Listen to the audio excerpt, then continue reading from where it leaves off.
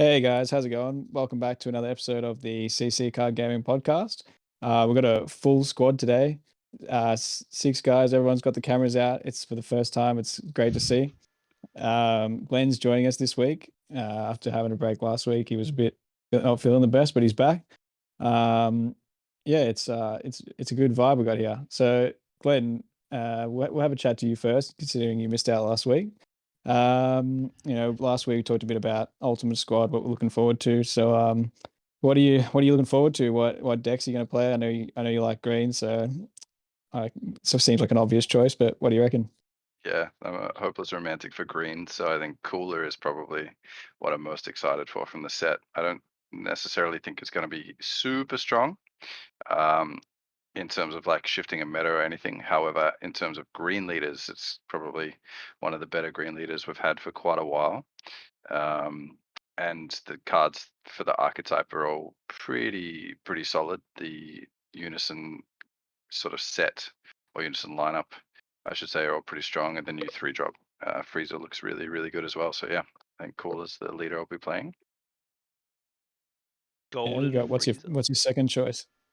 Out of the other leaders, there's nothing that's really piqued my interest too much. I don't mind a bit of red, so maybe the GT squad, Goku and the team, but that was also my least favorite part of GT. So maybe just on principle, I'll refuse to play that leader. That's funny. But I think, yeah, in terms of like what's good, obviously that leader's good. Cooler looks pretty cool. Gamma 1 and 2 look like a secondary option for people that want to play Android 16 but don't want to play Android 16 leader. And then, yeah, a bit sad about Piccolo. Doesn't look that great, and Goku's What? also a bit. I don't know, man. Like, Glenn, we said no wrong opinions on the podcast before. yeah, I wanted Piccolo to be really good, but reading it and looking at it, I don't think it's going to be amazing. So, yeah. I'll wrap it up, guys. I'm going home. I'm done. It's only been 5 minutes. Throwing his One day toys I'll out get of to the use my pram. special beam cannons again. One day. Oh, Yeah. look, I did. Yeah, so you've been playing a bit of Oh, sorry, you go. Yeah. No, I was gonna say I like kind of half agree. I like because a lot of people have been talking about like some of the deck scenes though. Like I know in OCE it's been delayed, but a lot of other parts of the world are getting it. I know Piccolo was actually talked about a little bit, and a lot of people came to the consensus as like the deck like reads good, but you have to run too many fluff cards, which I like after tweaking the deck a little bit, I kind of see. And then the other argument people always make is like, is this better than Sin Shenron and Yellow Trunks? Um, I think I still like my Piccolo and Lord Slug combo. I still think it's pretty good, but I can see the argument for like not wanting to play it over those two yellow leaders now after a bit more thinking about it and yeah, and getting my feelings hurt by Glenn. Yeah, I'm sorry, man. Yeah, I know Glenn's been playing a bit of Ultimate deck style. Does that get any boost from Ultimate Squad? Can I don't think so. Cell itself doesn't have a lot of space for like sort of generic cards. Like the deck itself is sort of running such a big core of the cards from the ultimate deck itself. It's already kind of tight to be able to fit other things in. And so you could maybe look at running like a 2 of for the new Freezer Unison, just for the board wipe. But again, it doesn't wipe through barrier, if I remember correctly, which is what Correct. green struggles with typically. Like green, if green had a good way to deal with wide boards that also dealt with wide boards with barrier, then it would be really good. But yeah, there's not really too many cards in this set that I think will make Cell step up in terms of power. Like it's not Just gonna. imagine Vegeta Unison. Yep. Just Yeah. barrier. Yeah, that's true. But tapping 4 for that, Also I think don't. a know good if it card feels good. is the Gohan 2 drop that just like you if you got 3 life or less, just kill something ignoring barrier. Primal Carnage, best barrier removal in the game as well. Yeah. Glenn, you said you're a green player. What's happening? What do you don't know these cards? Yeah, but do you think you can fit them in? Like maybe as a one-off, but I don't think you. Yeah. I It's think hard to take. I think for perfect for the cell deck, I think you sideboard a lot of these options. I think the cell deck has honestly like if you're going off the standard list, most lists are running like 52 cards, I think it is, with like a lot of the engine. I think you realistically only have like 3 or 4 flex spots in the deck, and that's been generous. But Yeah, I it, played a version with Zamasu last week, or the week before. uh-huh. Just because I feel like if you're playing charismatic, it's very hard not to want to play Zamasu in it, but it just doesn't really Yeah, work. And whenever you, I think your build of the deck initially was running predominantly like a low to the ground aggro style, yeah, but it didn't draw as much as the version with the Vegito Unison. yeah. I moved on from my Mm. version. I moved Yeah, on. and you know, if you found yourself not drawing into any androids or placing all the androids that you have under the leader just so that you can continue to draw, but then you get a hand of like decent green cards but nothing to actually do because you don't have your like your chain starters. If you don't find the 1-drop cells and stuff, you kind of get stalled out. So Yeah, yeah, I'm scared to put extra cards in that don't really work within what the deck's trying to do. yeah. It's kind of weird too, because even the new cell card that came out, that's coming out, the 10-drop SR, it reads pretty good again. Like, you know, you can upgrade one of your cells even higher, and then on top of that also, it has a lot of decent effects, and also the combo from dropper effect is actually really nice. But then it's like, Yeah. it's just, I think you can only really 12 that one, right? Because it's like still, again, the problem is that as we just said, like the deck space is so tight for the cell deck. Yeah, I think again, that card probably feels like a win more card with Cell. Like if you're already in a position where you're gonna win with Cell, you like it sounds stupid to say, but like if you make it to sort of turn 5 or turn 6, and you're hitting the perfect force Cell into like Xeno Cell or whatever, then Or you're just -7 winning Vegeta, anyway. yeah. Yeah, That combo or is exactly. disgusting. Yeah. Yeah, the checkmate combo, as I've heard some people call it, or the Exodia combo. Yeah, I think in hindsight, it's actually like the only deck that the like blues like instant just checks that because of God Sealing, right? But like if you're versing black, they're getting put to 3. Red gets put down to 3 unless they've like done Vegito Unison and whatnot. So yeah, there's actually a pretty insane combo. But again, like I think the biggest limiting factor is again how tight the deck is for Perfect Force Cell anyway. Well, yeah, because you're running. I mean, 4. Yeah, like you're probably somewhere in the realms of like 20 to 26, if not. Actually, it's probably slightly more of just the core of the 1-drop androids, the 3 drops, at least 2 to 3 copies of each of the 4 cost cells, 4 Yeah, 4 of the 8-drop cells, and then you're gonna need your obviously your negate package, so you're running like 3 or 4 dormants, Yeah. a couple of the blocker negate, and then you're running your unison, depending on if you're running like the Vegeta, which you should be, or Domiga or whatever. But that, like you said, that leaves you with literally like, and then you've got your 4 super combos. That leaves you with like maybe 4 to 5 cards that you could have as flexing, flex, yeah. and you're probably wanting 2 of those at least to be overrealms. That was Bardock. It won't be in the future. I don't think you do man on a mission, so maybe you go to the draw Bardock, the 4-cost one, just in case you need the draw power, because that's like a good generic overall. Yeah. And it's a 20k swing. But yeah, I don't know. Like I thought about maybe the chilled, the promo that was a winner promo from a few sets ago. Oh, the ignoring barrier removal, yeah. Yeah, because like if there's Yeah. just something that you need to get off the field, a barrier blocker or whatever, so you can try and go for game, that works. But yeah, otherwise it's too hard to fit good stuff into it. I think that's why Cooler will be rising in popularity, just because that's going to be more. Obviously, you've got to run the unisons, but it'll be more of a generic green dot good stuff deck, Yeah. as opposed to being locked to its archetype completely. Yeah, okay. Just sort You of reckon, proves how good. also- No, I was just going to say, it just proves how good of a product the Ultimate deck is, just straight out of the box. You know, like It just is, 2 it of them, is. smash them together. Like it's pretty amazing. Well done on Bandai for that one. What were you gonna say? I was going to say, as far as Overwhelm goes for the Cell deck, how do you think of is it Dark Dimension Tor or something? The one that's like comes in, Pitch a card, gets pump a your card leader. out of your opponent's hand, pump your leader by 5k for the turn. I don't mind that. Obviously that was the sort of overall choice in the Cell Surge deck, but this current version of Cell is weird in that whilst hand control is the win con, it's not really hand control It's a during the combo. game. Yeah, like Yeah. you don't really care about how big their hand gets over the course of the game because you're just trying to destroy it in one You're go trying to knock anyway. him out, RKO. Yeah, whereas Yeah. like the Cell Surge with that Tower Overwhelm and some of the other cards, Ribriands and whatnot, you were trying to sort of whittle their hand down over the course of a few turns.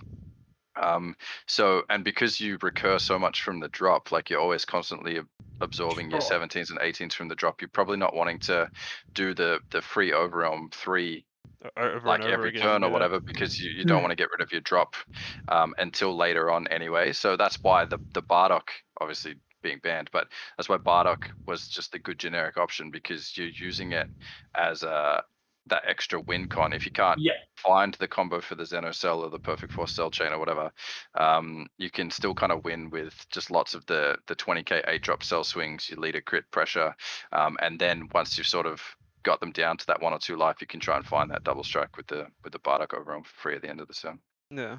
Kind of reminds me slightly of the old Gogeta Reanimator builds from a couple of years back. Yeah, just get to your win con, just ramp into it. Yeah, it's pretty Yeah. it's pretty crazy how it's like.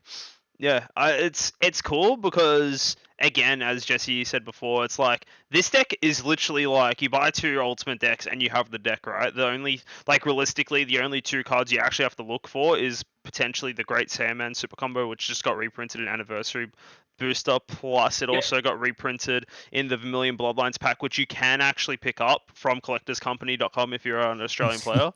And then Yeah. also on top of that as well, just dormant potential. Those are spiking. Those are spiking though. Yeah. Those great savers. Yeah, it's just a good super combo, right? And then plus also the dormant potential unleashed, which got reprinted as well in not only event pack, the Unison Warrior got reprinted too, and then also the winner dormant potentials, which is there's plenty out there now. So I think like Bandai, yeah, they did a great job releasing such a good budget deck. That's green, you know, it's pretty I think exciting. it's pretty balanced. It's not like if you lose to it on turn 5 or turn 6, it feels awful. It does. It Like does. tonight I killed someone from 7 life on turn 6 because I just destroyed their hand, hit them down to 4, and then played the Xeno Cell and got rid of the cards that they had left, and then quad striked them. So it wasn't, and I got to look at their life with the Vegeta Unison and get rid of the only negate that they had in their life on the off chance that they Oh, needed that's it. gross. That's gross. So that feels bad, but at the same time, in DBS, turn 5 or turn 6 win cons are fairly balanced in that Yeah, sense. Like funnily if enough, you make it all the way to turn 5 or turn 6 and they win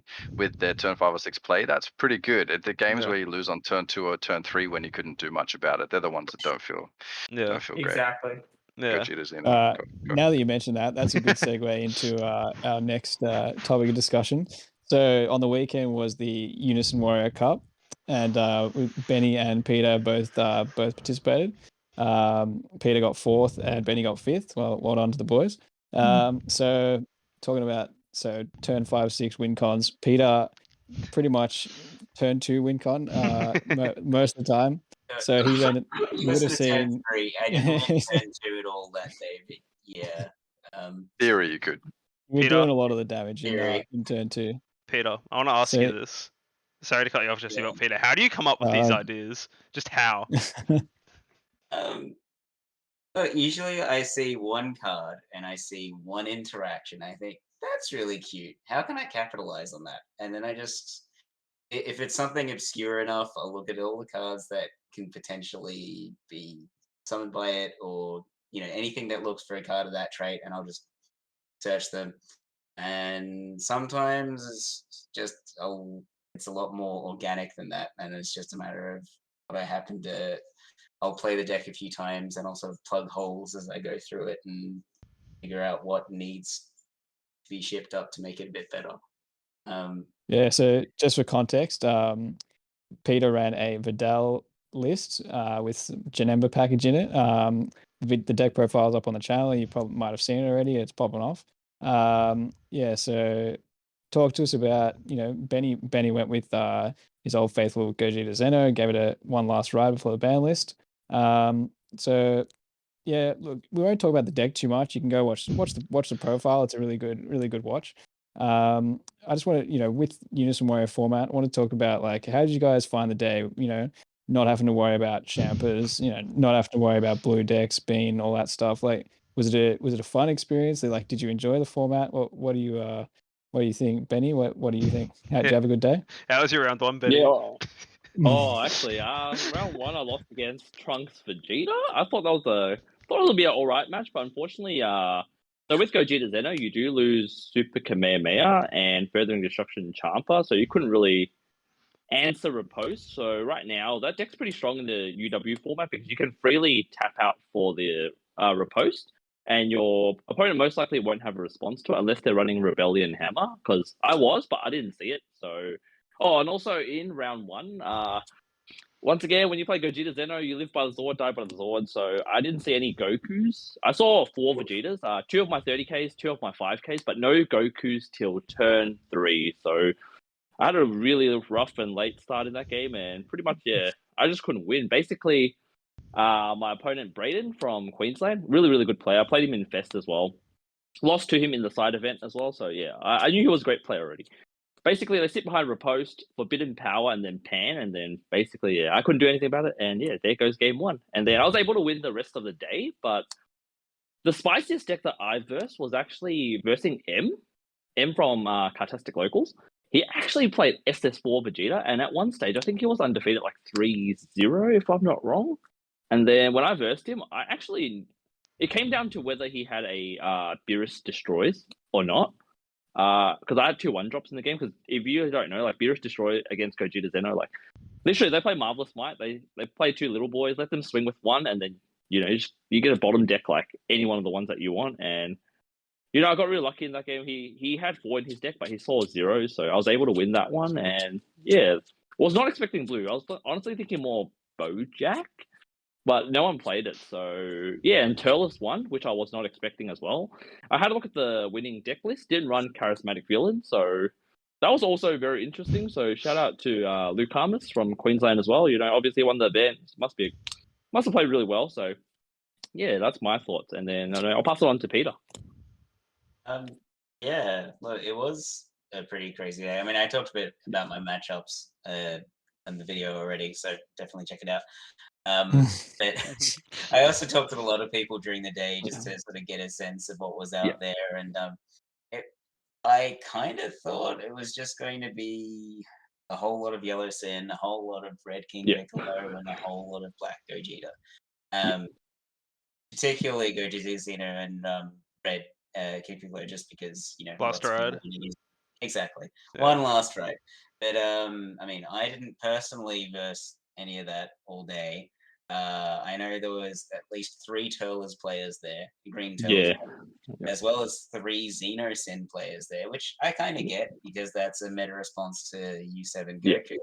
But it was definitely much more varied throughout the day than I was expecting, especially even from my own matchups of Green Turles, Black Goku Xeno, King Cold, U7 Goku, and Gogeta Xeno. That was the last 2 I probably expected. The other 3 I definitely did not. But yeah, it was. I don't know. It was a very interesting day. I was expecting it to be a lot less crazy, and it was quite an enjoyable event. It was nice not having to worry about Champa so much, except for myself. It was also kind of nice not having to worry about blue and dimension magic and sensory beans as well. Yeah, but that's me as an aggro player talking, because blue is the hardest color to fight against. Yeah. In my opinion, Do, anyway. do you think it almost seems like people took it as not so much a Unison Warrior only tournament, but almost like an off meta tournament? Just like a chance to just like use decks that maybe they wouldn't use, like, wouldn't take to a official event. Like sort of maybe has an air of less seriousness. Like, oh, I'll play Green Turles. Or like, what makes Green Turtle? Why is Green Turtle so good in this format? Is it just like just has good matchups in? Green Turles does have access to Fruit of the Tree of Might, which basically acts like a Champa. Yeah. Green energy, you can give any attacking Turles card plus 20,000 power and double strike. Yeah. And they can search their deck for it basically once per turn. So I feel that was one of the main reasons Turles was popular in it. I think another reason as well is that because of like it is in this restricted format, green literally has the best floodgate in Dormant Potential Unleashed. So You know, like there's literally like no card in the UW format besides I think one of the Boo SCRs that acts like a battering laser that actually stops the Dormant Unleash. So you essentially get like you can literally, if you keep on drawing Dormants, you just get just infinite turns more or less in any kind of green deck. So I think green was a good call for this format. It's got to be good for Yeah. something. Yeah.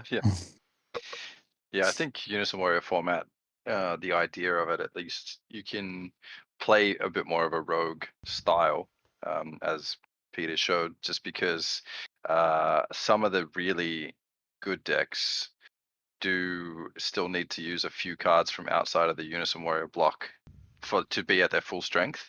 That being said, like obviously U7 is pretty much like 95% cards from like with the outside of After Image. I think pretty much the whole list is Yeah. more or less Unison block. Koitsukai? You don't- Koitsukai, Broly Koitsukai's in Unison Crown. block. No, it's not. It's just Um, before. It's not before Quits. Oh, just before, yeah. Sorry, Yeah. was that set 9? Yeah. You're good. You're good. Yeah, and then like maybe Sin Shenron and like the yellow stuff, a lot of their good cards are from the Unison block. But yeah, I guess as you said, Jesse, like you can be kind of excited and tempted to try something that wouldn't necessarily be strong facing like the top 2 or 3 decks like at their full strength, but when they're missing a few key cards that maybe are outside the Unison block, you can sneak a win with some creative deck building or a little bit of luck. So I would like to see Peter take that deck to an official regional and see how it goes. He might still do well knowing him. I might, but I don't know. Better I would options. not. No, there are definitely better options, and there are some core weaknesses to this deck which you can kind of ignore in EW because Dark Power Black Doesn't Marseille and exist. Koitsukai are both illegal. Koitsukai. Koitsukai. Koitsukai is a big one. And against U7, I'd actually have to worry about After Image technique, whereas I didn't have to here. Yeah. Yeah. I mean, I've done well with it okay in a normal format as well, but It's more on the rogue Nah. side for sure. no. Still a rogue Yeah. even for me. That's pretty funny actually. 2 rogue for even Peter himself, huh? Rogue Master, the Nats True top with rogue. Margin Vegeta. Margin Vegeta, True rogue 5 Demigra. for me. That was me trying to make it meta. Didn't work.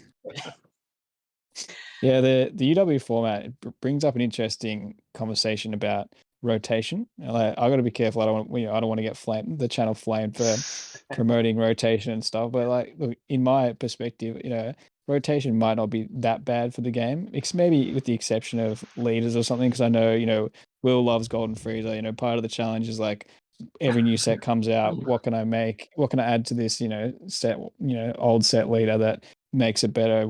So leaders maybe not, but rotation. I think people complain about it, but like on a vendor perspective, you could reprint beans and shampoo and stuff in like a core set, and then like that would boost sales and that sort of thing. Like, I don't know, rotation maybe they might have to consider just to keep the game fresh down the line. But I think UW format shows that like people still had fun and stuff. Like, I don't know, something to think about rotation. What do you guys think about rotation? Would you quit? Is you one of those in that camp of straight up quitting if it comes? I would start the Collectors Company One Piece team, and we'll take it from there.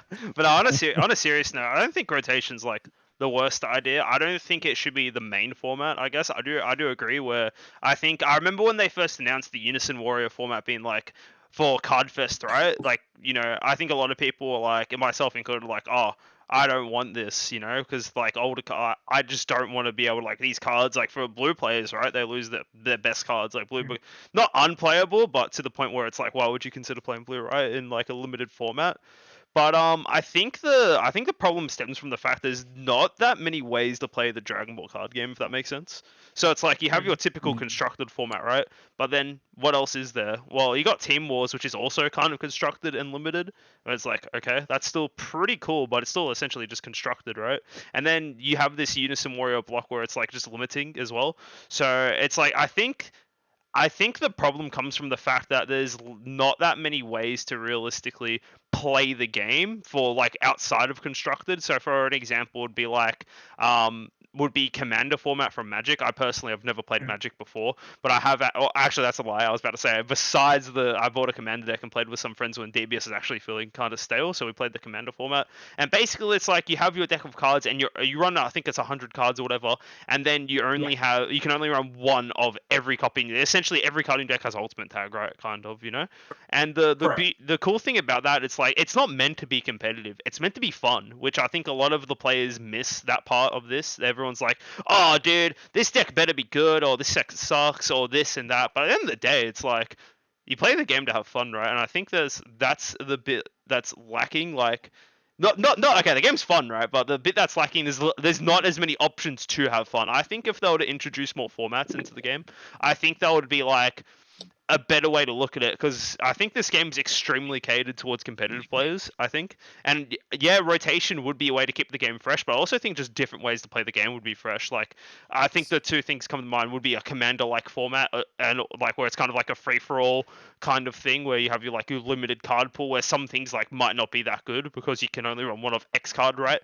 And then also another format would be a way to do like a proper 2v2 kind of thing, where it's like you play with your like, let's just say now you're playing like me and Benny versus like Will and Peter, right? I'm playing Goku, Benny's playing Vegeta, and like Will's playing his Golden Frieza, and Peter's playing some Spice Videl or something, something like that, right? And we have a way to like, it could be like me and Benny share our life when we take damage, etc. There's so many ways you can go about it, and I think that's what's missing. I think for the card game. So, I think that I like that idea in a sense.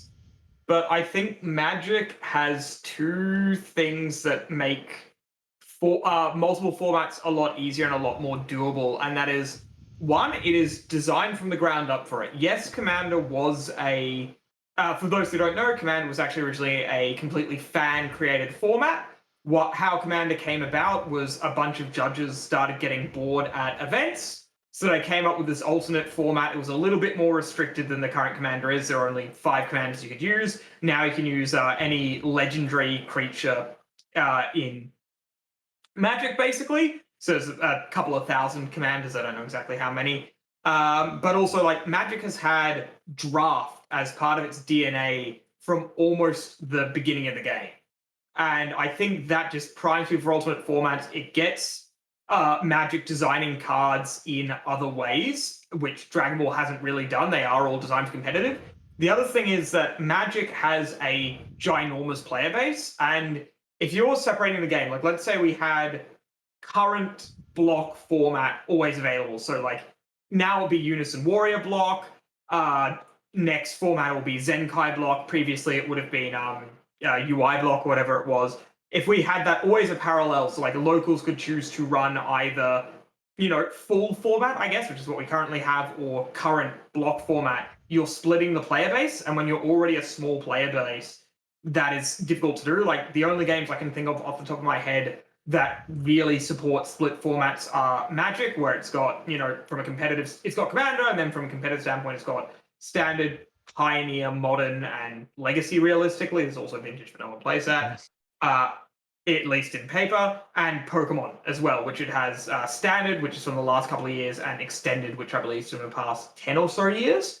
Because even Yu-Gi-Oh! Only really supports one format, but that's kind of because Konami's never really shown an interest in it. They are starting to now, which is going to be interesting to see, but Hearthstone has the Wild format or whatever, but as far as I understand, it's mostly a broken mess. I'm not really a Hearthstone player, so someone else would have to chime in there. So yeah, I think it's something to look at in a few years, but I think now fracturing the player base is something they have to be very worried about. That's another concern, of course, with introducing like a proper online client similar to Magic Arena or Duel Links or the Pokemon Trading Card Online. Like, are you going to fracture your player base there, especially if they have to maintain 2 collections?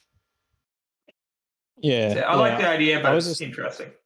I'm just thinking in purely sort of just like just keeping the game alive sort of thing, and then just just being able to reprint those staples in new sets, common slots that are actually useful, like, because people say like, oh, we won't have Bean and Magic, like you'll get them in like they'll just need to be reprinted, just like what Pokemon does. It also opens up new products like you got like the trainers toolkits in Pokemon where you get like you just get like a stack of staples in like Yeah. like trainer cards. Things like opens up things like that. They can like release like box products like with staples in it and things like beans, magic, D-Magics, like after image, all that stuff. Like I just think maybe it would be good for the game. People complain about it a bit too much, I think, but like really majority of cards from set 1 to 9, like you're not going to use like that many of them.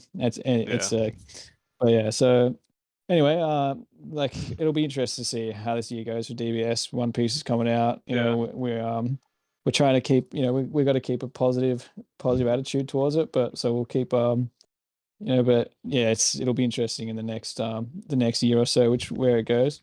Anyway, so we'll move on. We're just gonna John's just gonna get up on his screen a little tier list, and we're gonna do a pre-release was supposed to be tomorrow in Oceania, but it's got pushed back to the 17th, I think, or something like that of June. Yeah, that sounds about right.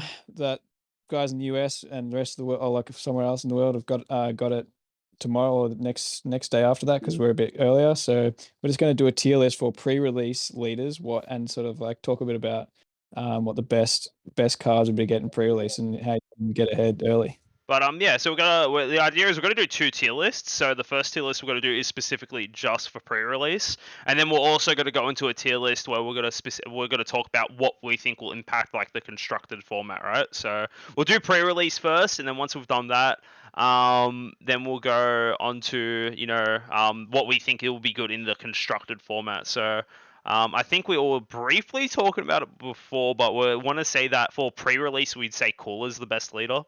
Or one of the best leaders, mainly because of the fact that, also don't mind me with my collector's company ads popping up, good website. But yeah, no, what do you want to call it? Yeah, so Cooler here. The big thing being is that it's kind of, if you ignore the second skill, the Unison tag, and the fact that free play Unison, the Cooler leader essentially says attack, draw a card, take a life, which back in like the OG days of DBS, this leader was snapped. Means it was super good. And in pre-release format, just drawing cards is just generally good, right? Yep. And this is the thing with this format. A lot of the leaders are weirdly non-functional or have very specific things to them. So just having a leader that's like baseline functional, like honestly, exactly. Yeah. Honestly, the draft box leaders, the ones that are like every color and have crit, would actually probably be pretty strong in this format when usually they'd be pretty garbo at a pre-release. Absolutely. Yeah. Yeah, I think as well, like another leader that has similar power to the Cooler leader is actually this Goku. Again, the Goku is the leader that just says attack, take a life, but instead of drawing a card from your deck, you look at the top 5 and play a 1-cost Unison.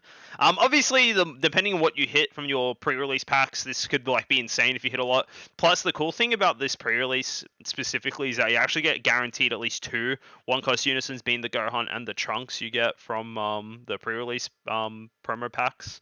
So that means you will guarantee have 2 targets. Will you hit those targets? Hey, don't look at me. I'm not that lucky sometimes. So yeah, I think that's what we're putting that for A. And then if we're going down next on the tier list, so you got to keep in mind that a lot of these decks will not function. I don't think in this format Gamma and Gamma 1's going to be very good. The odds of you hitting all these these cards you can play from your energy.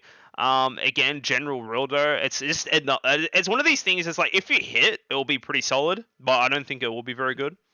I'd actually put Rildo up into C tier just because it's like me too. Loosely, you can pull all the machines. If you pull the machine mutants, guys, like I think it's still better than like Namekian and androids.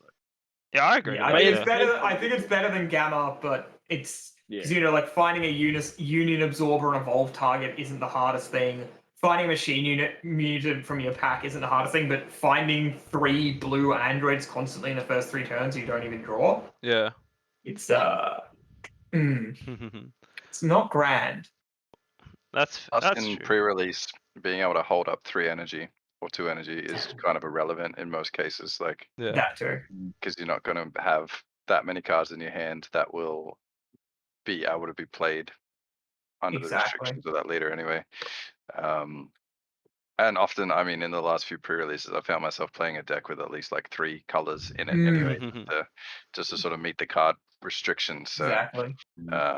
yeah, speaking of multiple colors, Metacoolor, if you get pretty lucky, because there's 3 Metacoolors that you can pull per pack, right? So if you get 3 Yep. Metacoolors per pack plus the foil Metacooler, that means per pack you're getting 4 Metacoolers, right? Out of your 6, you're chilling at 28 Metacoolers, right?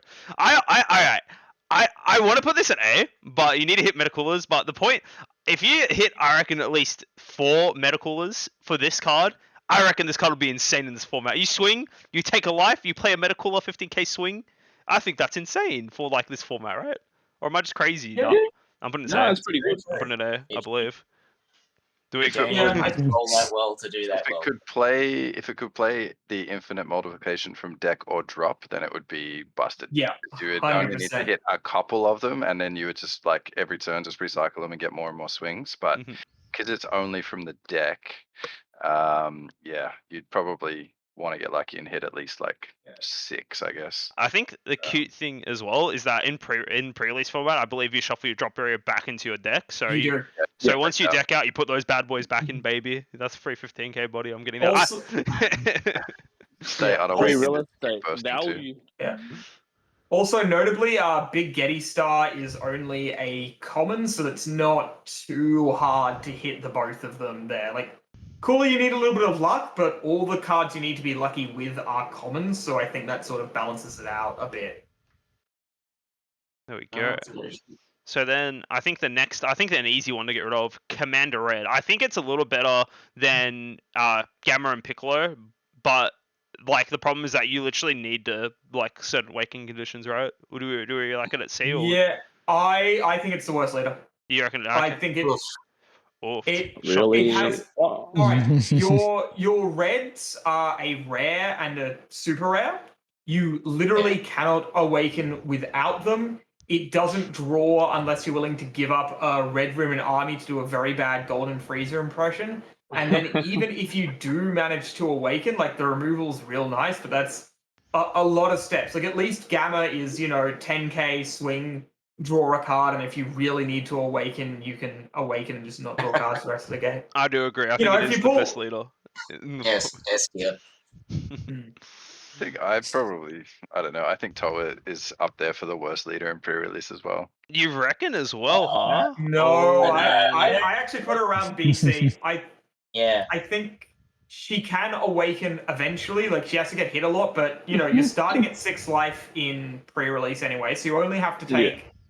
You only have to take what? 3 life, which 3 is life. horrendous. And then when you attack, you're drawing a card, and you're drawing sort of another half a card with the Demon Realm.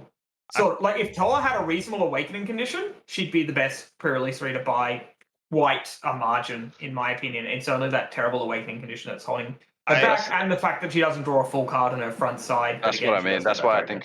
That's why I think she's not great for pre-release, because at least you're very unlikely to awaken before turn 3, Yeah. assuming that they swing at your leader at least once a turn. So you don't get to draw for potentially the first Yeah. 2 or 3 turns of the game, which is not great in pre-release. When you just most of the time in pre-release you win just by card economy more than anything. Like if you can Yeah. draw a few extra cards and then your opponent and combo at like 40k, you win. Or if you can find a cheeky way to get double strike onto a random card. But on her backside, you discard a card, get 2 extra tokens, but they're in rest mode, so you can't combo with them. And then you need a unison specifically to be able to spirit boost and Yeah. give it the double strike. So yeah, I think maybe C, probably Yeah, D. I think the fact that she makes the token on her front side stops her from being absolute garbage, because as you say, it is a card economy thing, and you're basically drawing a 5k. Yeah, it's a little bit more vulnerable to removal, but I don't know how removal heavy this format is, if I'm being honest with you. I was going to say, in this format, there is no real removal of tokens. There's Not in the normal format either anymore, Well, yeah, that's true. One. Yeah, It really, costs the- one. Yeah, but how hard is it to remove a 5k? Like, that's the sort of question I think you have to answer here. Yeah. I know, I'd put her at about C, probably, because of that garbage awakening condition, but I don't know if there's like a way that you can, if you either draw the nuts and pull the unison, or if there's like some self-awakeners you can play and get her awakened early, she's probably the best leader, unless you hit the high ceiling and getting like a bunch of unisons or like a bunch of meta meta coolers with one of those leaders. Or I guess you just pull the absolute nuts and pull all androids with Gamma, but that's a little bit ambitious, let's say. I think that I agree. I think like it's hard to justify because like you look at the top 3 leaders, they kind of have the similar trend where they take their own life and then generate another form of value, and then all these leaders kind of just do something else that isn't just good in pre-release. But that brings us to our last one, Goku. So this one's a really weird one because we briefly talked about it before. This Goku can be really good if you hit the unison, but if you need the unison for this deck to be playable. But if you do get the unison, I'd put it at B, I think, if you get the unison. Which is, I mean, I'd put it at A or S if you get the unison, but I think having to get the unison puts it in B. I also think, again, it's in that Toa situation where it's kind of playable. Like, yes, you can't draw unless you get your unison, but once you awaken, you know, you at least draw a card. You've got the Spirit Boost 10 effect, so it's like functional, not as good as Toa if it awakens, obviously, but like the spaceship isn't uncommon, the leader's an uncommon, so that's like not the most likely thing in the world. But it's not like, say, Toa, where you have to pull, you know, an uncommon leader. Let me just double check that. Yeah, an uncommon leader and an SR to like be at full power. This one you just have to pull 2 uncommons. You know, you've got foil slots, you've got your pre-release packs, which are like another bite at that apple, I guess. So I think I think the big make or break is that if you, like the problem is that like let's just say now you get like let's just say now you open all your pre-release packs and the only leaders you get are Toa, GT Goku, and General Order, right? The problem is that like you cannot actually consider GT Goku as your leader option if you don't pull the unison, right? Then it immediately just goes down to the worst leader, right? Because it literally does nothing in front. So it's like this one's really hit or miss. Like if you hit the unison, it's pretty good. You'd put it like a B or A. But if you don't hit the unison, you just don't. You literally just cannot consider it as an option. well, okay, but all right. Here's the question: you pull, if you chuck Goku into D tier. So let's say you only pull the D tier unisons, which is almost half of the leaders. Sorry, not the unisons. If we put Goku into D tier, that's almost half of the leaders in the format right now. So I guess the question is like, is he better than Piccolo? Probably. Like at least Piccolo's he draws on his backside. Is he better than Gamma? Probably. Again, at least he draws on his backside. Is he better than Red? I mean, this is all if none of them function. And the way I look at it is, Piccolo and Gamma, you're just not going to get to function at all because you just need a critical mass. You're not going to get that in pre-release. Moving on. Red, I'd probably put up to the top of D just because at least if you pull that 1 or 2 Commander Red, you've got a functioning deck. And then you've got like Toa and Toa and the Machine Mutant, where Machine Mutant you have to find a couple of things, but they're pretty easy to find to make work. Toa's going to work eventually, and that's sort of why I put Goku in the C tier, because at least he's going to work eventually. He's not literally non-functional if you don't draw exactly what you need from your packs. I think like even with the unison, the red Goku's kind of probably in the right spot at B or C, just because like the draw on that unison is conditional to placing a Saiyan under the unison itself. True. And in the set, there's 19 Saiyan cards, but like 4 or 5 of them are SRs, and you're unlikely to get. You might get 1 of the SR Saiyans, but then out of the rest of the packs, maybe if you get somewhere between 5 to 10 Saiyans, you can at least be drawing, but you're probably going to need some of those cards to actually play and do stuff as well. So yeah, I think you're probably best off to try and stick with one of the cooler for sure if you get it, but otherwise Goku or Meta Cooler, depending on your infinite coolers that you get. Yeah. Absolutely. All right, so I think we're all happy with this tier list for pre-release format. For pre-release. Yes. Yeah, grab a screenshot of that. We'll chuck it up on the Facebook or something as well. Sweet. Let me quickly do this, guys. Professional podcasting, just real quick. Nice. Oh, let me just get out of that. Actually, I was going to say, Will, all the leaders are uncommon. Yeah, I was double checking that, which is I knew you were like checking the leaders. I was like, oh, they're all uncommon. So I was like, I didn't want to butt in, but there's so many of us today. Like it's really I was like, wait for a moment to tell you. Pre-release, yeah. Alrighty. So So Benny, this was your idea, just quickly. So Benny came up with a great idea to do talk about pre-release a bit. Are you happy with that tier list? Or Yeah, all agree? definitely. Yeah, I really like the tier list. I think we are spot on because I also agreed that Cooler and Goku are probably two of the best ones to play generically. Usually, I just find the most generic one to play as well, unless you pull very specific cards. But yeah, this tier list, honestly, I hope will help a lot of our new players when you go to your local stores. Because I remember when I first started the game, when I first started playing pre-release, like it is very overwhelming when you go. Like you have to read all these new cards, but like if there is like a podcast that you listen to, like your favorite YouTubers are telling you, these leaders are pretty good to play in pre-release. You might, when you pull it, you'll be like, oh, you can just have a look. Oh, I just need to put these leaders aside. These my favorite YouTubers said these leaders are good. Maybe I'll give it a go, and they'll do you wonders. Pretty much like in the last set, I think was it John that told me Champa or Beerus was good. It's like, oh, just play this and you're cracked. And I'm like, yeah. wow, it just carried me. I didn't even consider any of the other leaders. I was like, I'll just play Beerus. Yeah, Free Bean is very good. Yeah. It is very good. All right. So I think now It that was we've less done of a our detriment.